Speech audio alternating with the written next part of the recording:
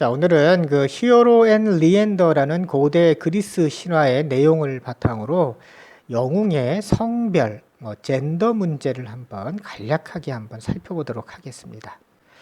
자, 영웅의 젠더, 젠더란 말은 그냥 흔히는 성 역할 또는 성 정체성의 문제에 관한 논의로 이제 많이 사용을 하는데요. 영웅하면 전통적으로 그 남성을 지칭하는 말로 이제 흔히 사용을 했습니다. 예를 들어서 다음 명령사전에 보시면은 man, distinguished, 그러니까 이러한 탁월한 이러한 남성이라는 식으로 이제 설명이 되어 있는데요. 물론 이제 그 미리암 웹스터라든가 캠브리지 영어사전의 경우는 person으로 바꿔놨지만 우리나라에서는 여전히 man이라고 이제 설명하는 것처럼 이제 남성을 지칭하는 말이고요.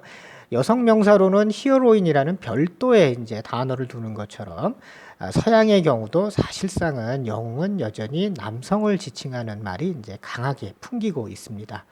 동양의 경우에는 영웅의 한자에서 웅은 수컷 웅자를 사용하는데요. 수컷 웅자인데 이 경우도 새의 독수리의 어떤 그 우두머리를 지칭하는 말로 쓰이고 있기 때문에 그런 의미에서 보면 여전히 영웅은 남성 중심적인 어떤 가치 체계를 이제 나타낸다고 볼 수가 있을 텐데요.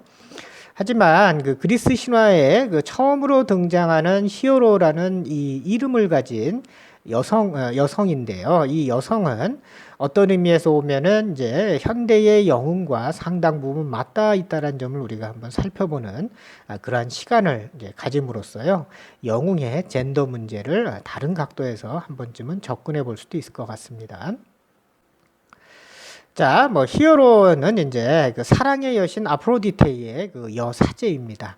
그러니까 평생을 그 이 아프로디테 신전에서 그 신만을 이제 섬기면서 살아가는 그럼으로써 이제 순결서양을 통해서 그 소위 그 결혼은 할 수가 없는 그런 상황이었는데요. 하지만 그 바다 건너편에 살고 있는 리엔더가 우연히 히어로를 보고는 사랑에 빠지게 됩니다. 그래서 리엔더의 끈질긴 구애 노력으로 인해서 둘은 마침내 이제 사랑에 빠지게 되는데요. 자, 그러면 다음 사진에 있는 내용을 바탕으로 해서 한번 간략히 내용을 한번 정리해 보도록 하겠습니다. 자, 첫 번째 사진은 이제 아프로디테의 이제 신전인데요. 바닷가에 그 섬 같은 곳에 이제 높은 언덕 위에 위치해 있고요. 자, 두 번째는 그 신전 앞에서 여사제들이 즐겁게 논일고 있는 모습인데, 이 여사제는 물론 이제 근엄할 때도 있지만은 이제 한가할 때는 이제 이렇게 여유로운 모습도 이제 즐기고 있는데요. 여기 그림이 조금 잘못된 것은 여사제가 젊고 미인으로만 다 나와 있는데 꼭 그렇지는 않을 것 같습니다. 자, 세 번째는 이제 리엔더와 이제 마침내 그 끈질긴 그 리엔더의 구애로 인해서 사랑에 빠지는 그러한 그 헤로의 모습이 되겠고요. 그 다음에 네 번째는 이 둘이요, 바다를 사이에 두고 사랑을 하다 보니까요, 그 비밀 연애를 하는 그런 관계 속에서 밤마다 헬러스폰트라는 그 바다를 그 리엔더가 헤엄쳐 건너게 되는데, 히어로는 매일 밤마다 자신의 그 신전 앞에 있는 체인버, 자신의 방 앞에 언덕 위에서요, 이렇게 램프를 들고 그 좌표로 이제 이렇게 설정을 해주게 됩니다. 그러면 리엔더는 이제 그 등불을 보고 매일 밤마다 이제 헤엄쳐 건너오게 되는데요.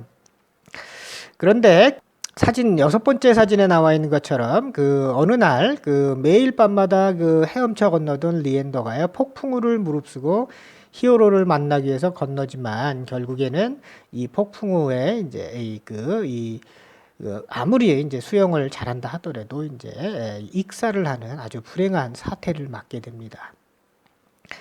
이 리엔더의 그 시신을 발견하고는 슬퍼하는 그 헤로의 모습이 되겠고요.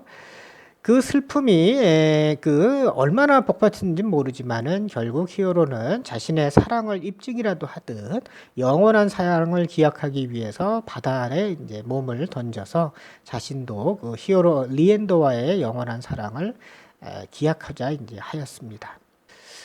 자, 그러면 이 히어로와 리엔더의 그 신화의 내용이요. 그 중에서 특히 히어로라는 그 사람의 여성에 집중해서 한번 내용을 살펴보면 이 사랑이라는 말은요. 히어로가 그 이 순결 서약을 통해서 평생을 그 혼자 독신으로 지내야 되는데요. 그 리엔더와의 사랑을 하는 거는 상당한 위험성을 이제 내포하게 되죠. 그런 의미에서 이 사랑이라는 거는 용기를 나타내는 그러한 이제 어떤 상징성을 이제 나타낸다고 볼 수가 있겠고요. 히어로는 밤마다 램프를 들고 이제 서 있습니다. 그 램프는 리엔더의 입장에서 바라보게 되면은 일종의 희망과도 같습니다. 그 불빛을 향해 헤엄을 쳐 나가기만 하면 자신이 사랑하는 히어로를 만날 수 있기 때문이죠. 따라서 이 어떤 의미에서는 그 리엔더의 그 이 모습은요, 우리 일반인들이 영웅을 바라보는 모습과도 일맥상통한다고 볼 것 같아요. 영웅은 바로 이제 희망을 상징한다고 볼 수 있기 때문이겠습니다.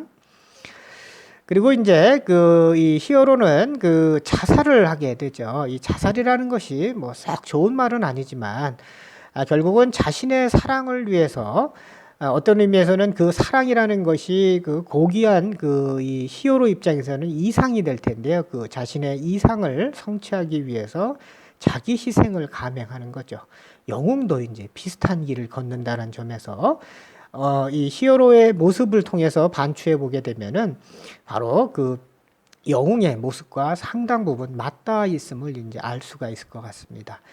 현대에는 그 영웅을요, 물리적인 힘을 가진 어떤 파괴력을 내세우는 그런 사람보다는 자신의 그 이 얼마 안 되는 힘이라 할지라도 자신의 그 이 사랑과 어떤 인간에 대한 애정을 통해서요, 그 자기 희생을 발휘하는 그런 모습을 영웅으로 이제 우리가 평가하고 있는 것처럼 어떤 의미에서 보면은 현대의 영웅상과 이 그리스 신화에 나오는 히어로의 모습은 상당히 이제 비슷한 그런 모습을 이제 나타낸다고 볼 수가 있을 텐데요.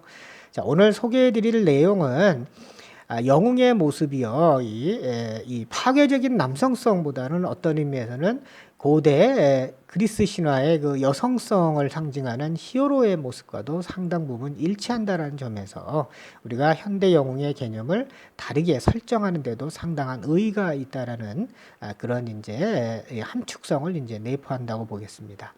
오늘 소개해드릴 내용은 뭐 제가 독단적으로 설명드린 내용은 아니고요. 이제 그 거설스와 앨리스라는 두 학자가 발표한 논문에 있는 내용 중에서 이제 일부를 이제 제가 발췌해서 이제 여러분들께 소개드린 내용이 되겠습니다.